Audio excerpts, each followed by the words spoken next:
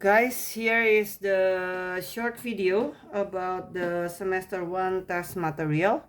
The first one, tomorrow you might see a questions like this, a graph, and then your job is to find the name of the graph. Okay, the format of the graph name will be y is equal to mx plus c. And then the variable x and y is used to produce a coordinate from the name of the graph. It means you need to know the m and the c, the value of m and c. M is the gradient, c is where the line intercepts the y-axis. We will do the c first because we can find the value of this one without any calculation. If you look on this line intercept at 3 on the y-axis, 1 2 3, right? So we can say that the c is equal to 3. How about the m? We will use the formula. So m is actually come from the y2 minus y1 over x2 minus x1. It means we need to find two coordinates from this graph before we use this formula. What will be the two coordinates? Well, find the coordinates that you can detect easily here. Well, we will say this one because the coordinate of this one will be 0, 3. And then after that, this one, it will be above 1 on the x-axis and then 5 beside the y-axis. So the next one will be 1, 5, right? And then after that, you label it. This one is 0.1, this one is 0.2. And then each point will have the value of x is the first one, and then the second one would be y1. This one, the one here is the value of x for point number 2, and then the 5 is the value of y for the point 2. So x1, y1, x2, y2. Now, after that, you replace all the variable here with the coordinates that we have here. So y2, it will be 5, and then y1 is 3, and then after that x2 is 1, and then the x1 is 0 minus 0. So that one will be 2, 5 minus 3, and then 1 minus 0, 1. So the gradient is 2. So what is the name of this graph? Then you just replace the value of n by 2 and then the c by 3. So the name of this one will be y is equal to 2x and then plus 3. Okay. Now the other one is about the function machine. It looks like this. So like for example, find the value of output when the value of input is 4. Then look here, the input is 4. 4, you plus it by 2, become 6, right? And then times it by 5, become 30. But I can give the question reversely. So I will give you the output and then I ask you to find the input. Let's say, find the input when the output is 50. Now, if I give you the questions reversely from the output to input, then you need to reverse all the operation, but you need to do it in order.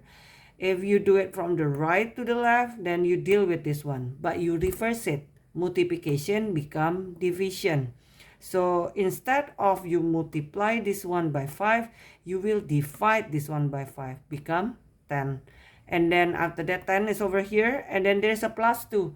What is the reverse operation of plus? Minus, right?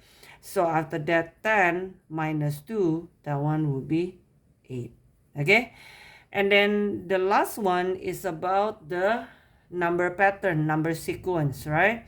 So again, let's say I have like 7 and then 11 and then 15.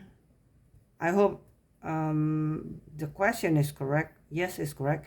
Now, the first question maybe will be like, what will be the next two terms in this sequence? Then you will observe what is the rule applied to the sequence? And you know that for getting the next value, you need to add it by 4, right? 7 plus 4 is 11. 11 plus 4 is 15. So plus 4 again, the next two term will be 19. And then 19 plus 4, it become 23. So this one is the next two terms, right? What is the rule? Then you will say, oh, add it by 4, right? The next one is the nth term.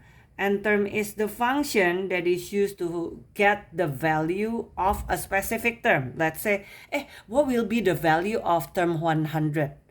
So that one means that you're trying to find the value that available in this sequence and take the position of 100. So term number 100, the number that you will see at the position 100 will be that. Nah, this is the formula that you will use to answer that question. Now, how to get the end? The first one, you put the rule. What is the rule? Add it by 4. It means positive 4, right? And then after that, stick it with the n. And then after that, the last thing that you need to add here is to find what will be the value before the 7. Now, you already learned about the function machine. This one is the function machine. If you go forward, right, then you just follow the rule. If it's plus 2 times 5, then plus 2 times 5. But if you go backward, reverse, then you need to reverse the operation. Now, if you want to find the value before 7, then you need to know what is the rule there. Oh, this one is plus 4 plus 4. This one go backward. What is that backward means? What backward means?